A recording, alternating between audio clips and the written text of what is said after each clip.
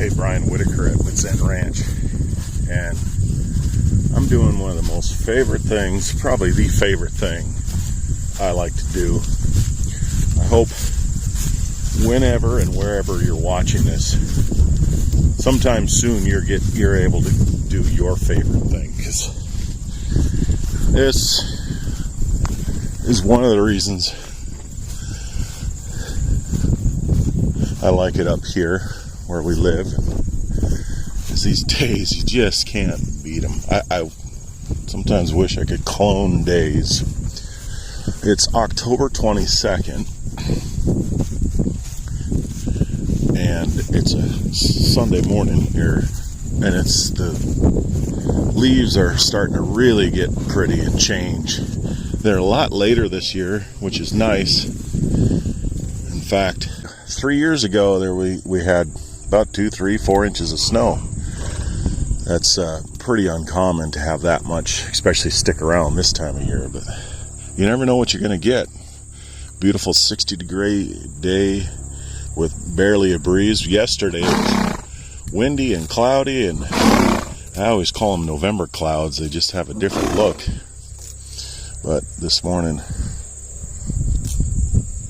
so I thought I'd share the ride and the view with you today. If nothing else, do that. Don't have a lot I really need to do at this point. I just wanted to go do one of my favorite things. You know, and sometimes I'll share these videos and pictures, and people say, in a positive way, and I know where it's come from, "Oh, you're so lucky." And that's probably true. In fact, I know that's true. Very fortunate, very lucky. But the thing with luck is it has two sides. And so if you rely a lot on the good luck, there's the other side where you can have some bad luck. So hopefully you do enough. Hopefully I do enough in life that I can kind of coast off the good luck and negate the bad luck and just keep my head down and keep going. So I'm not offended by that comment. I always just think, yeah, this is pretty lucky. Now, if we would have been here 3 years ago, I wouldn't say it's unlucky, but it's a little cold, a little wet when it snows and rains. But man, this is what the cattle are going to be coming on next. I'm so happy that I was able to rest this pasture and let it get all the sunlight and rain we could. Final days of the growing season, copper season cattle. And fortunate that we got some rain. I tell you, I said the growing season was over, but you know, we probably still get a little growth. We've had a little bit of frost, just not the real, you know, where it flirts with freezing and a little below freezing, but nothing in the 20s and where it stays for hours and hours. So some of these higher areas, thicker areas, might still see a little growth. But they've been down here grazing and rolled some hay.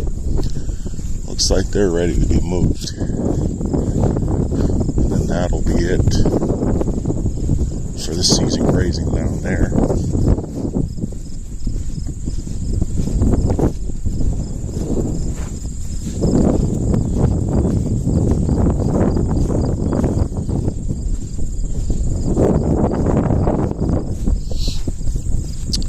Yeah, definitely time to move. Even ate up most of that hay. Got some. That hay was late harvested. First crop, but late harvested. I think end of June. And the weather is going to change according to the weather people. This time next week, it might be a different story, so might have to shut down the rotational grazing water line system because I just won't be able to get water through it. But we got plan B. We got water always available. It's just the water won't be right out here. They'll have to be able to go a little ways up towards the corrals and stuff.